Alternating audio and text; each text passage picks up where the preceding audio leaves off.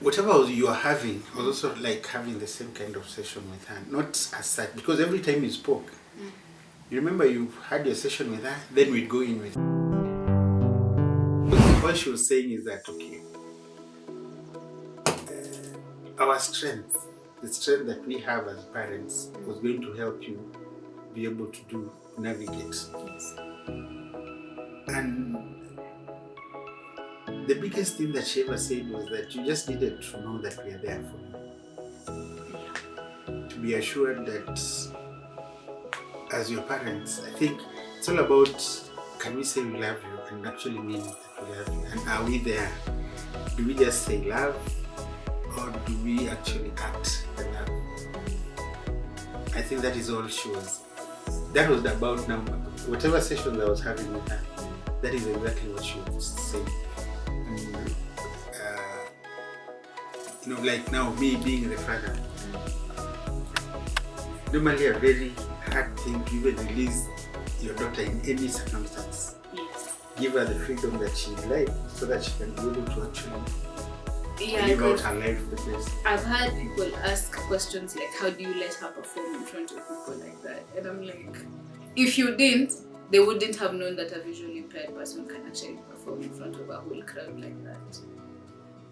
So those were partly my sessions. Not that I've been able to succeed, I'm not sure if I've succeeded in letting you have what you call freedom, but that is what she was trying to tell me. Those are my part of my sessions kind of. No, like I'm imagining, umetoka session yako, like, okay, that's what she's told you. And then also she tells you, okay, I picked up this and this, and you can help her. Okay, from what you're saying is that she told you to just make sure that when you are available. Yeah, you're there for me if I need someone to talk to, and if I'm not feeling well. And I think that plays a big role in the sense that during the same time I was also having a lot of panic attacks and stuff like that. So knowing that you guys will be there for me, I think played a big role in me being able to handle my anxiety treatment. I think me being able to sit down and be like, okay, yeah, they're there for me, and yes, they do love me. So that's not going to change anytime soon. And accepting it helped me a lot with anxiety. Now, this conversation popped up because I would watch a lady talk about how hard it is to take care of a child with a disability. And I remember there's someone who asked a room of people, would you, knowing that you're going, like someone who has a baby, ajaza bado ambiwa mtoto akizaliwa atakuwa na disability, would you get the option of adoption, or something, instead of where to take care of the child? And mind you, I think the whole room would give the child up for adoption. This is where ati sasa unajua akizaliwa atakuwa na disability. So again, this is something like that happens to many people where you don't know. And even this one, it's not like I was born blind. I was born with sight and everything, but I became ill and then couldn't lose sight. So I would ask the question, you letting me go to school, was that challenging? Yeah, it was a challenge. Because when unipeleke uniache uko. Yeah, it became quite interesting. Every time I took you, like when you went first to Kilimani, I mentioned that because I think it's one of the places we liked most. The first, I think, 2 or 3 weeks, you're just sleeping. Which to me was very boring. Because I don't think you had started serious classes, so you're just... No, like I was in a class, but the class is for children, and after lunch they sleep, which is normal. But not for me. I wanted consistent learning so that I could go back to normal classes, because these classes I was doing were for brain for the first year. So for me that was because I'd come back and they'd tell me, so I was wondering, are we doing something wrong? Are we trying to push you into something that... But luckily, all these ideas of going back to school was actually yours. Yeah. You remember after that, I think you also joined the confirmation class at law school. So again, all these were your ideas, and I think that is the time that I also tried to. I actually started coming back to child property. Because you see, for me, I think at the time, what was driving me was that my peers, life inasonga, mi mbona nisimame. Like, it was not that I need to heal from something. It was more of, because people are asking, like, the question I get a lot is, were you depressed during that period? I'm like, no. Because at the time, my thought process was, I need to learn Braille. I need to go on. What do I need to learn to live a normal life? At the time, I didn't know what normal meant. I didn't know what normal meant.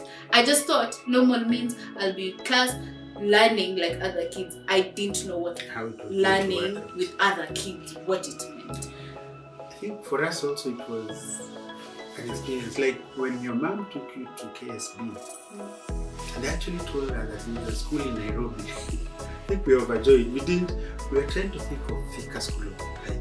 And none of us, we didn't even we never discussed Thika School of Applied.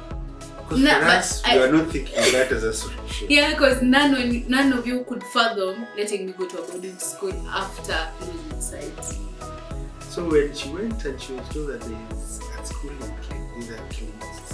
Kilimani accepts visually impaired if we are overjoyed. And to us, that was a solution. The solution that, now those are the things that I think I'd even call it providence. I think in our life we've had so many things happen that you can't quite put words to. Yeah, you can't be like, I did that, I worked hard for that. No. Never did. Like when we went there and getting that Kilimani option, I don't think your mom expected, I don't even think you expected something so close. So you got the Kilimani option, you went through, got called to a school, it didn't work out. But somehow you've been able, every step of your life, you've been able to get some kind of a solution. And somehow it has been like a better option. Yeah. An improvement of the previous option. So, another small providence in quality.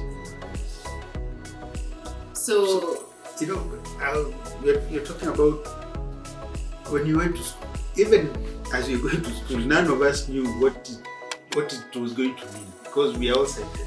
Yeah. Me and your mom said. So we didn't even go in, we never researched, we didn't find out what actually happens.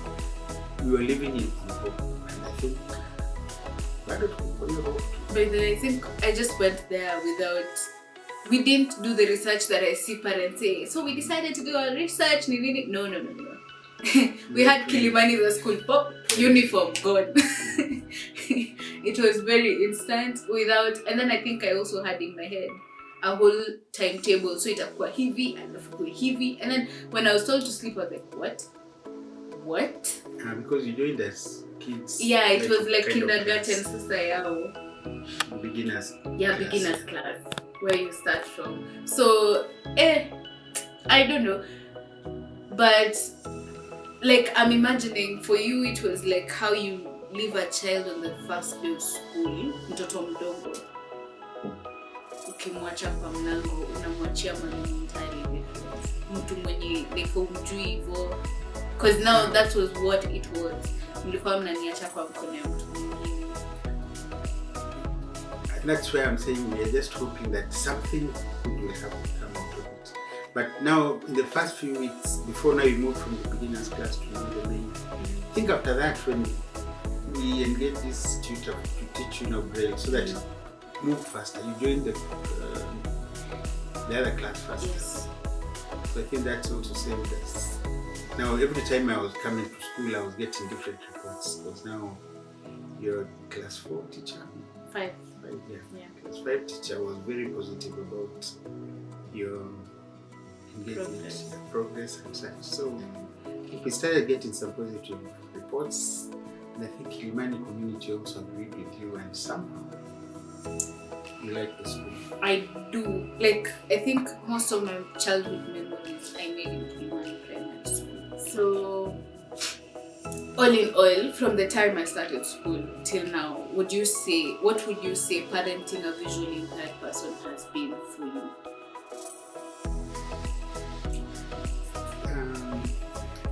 It's an eye-opener. Not that any parent goes into parenting a book of what to do, how to do, or when to do it.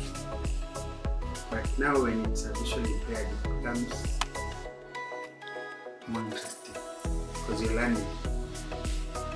And like I said, we didn't do any research. To date. Because what I've learned is there's no book that can actually tell you this is the way you behave as a parent. But I think the biggest lesson for me was when you started your classes, I also started doing my own classes, just trying to get into religion, which now made trying to understand what being a Catholic is all about, which also made me now look deep into myself and find out. Then I discovered that for you to be a good parent, you just have to be there. So when I made my own commitments, I was saying, okay, I'll be available, which is not very easy.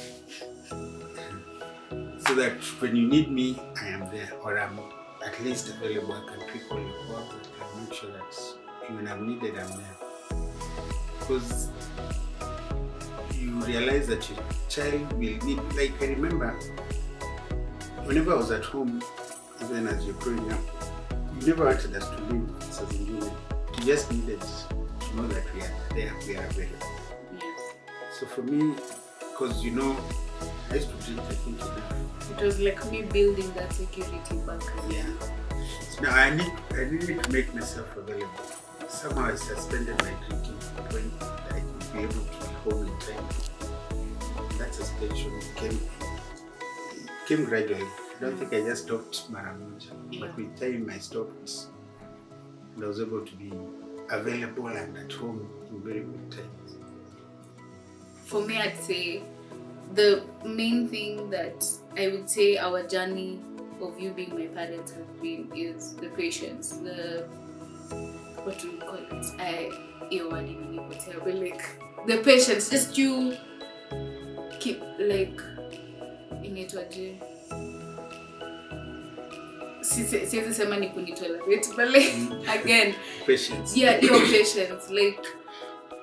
And I think the good thing about being a parent is, like I've said, and we've agreed that some things happen in your life, and it's providence that I provided for them, but because you don't talk about them, people feel that you did that. So some people see the way you turned out, the way you're doing things, and they tell us, hey, you guys are good parents. Without realizing that some of them are sitting at Ushtua because we are there for you, we are available and we support you. But most of your achievements are yours. Actually, all your achievements are yours.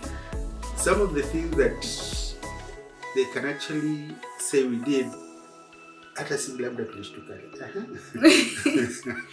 So I think it made parenting very interesting for us.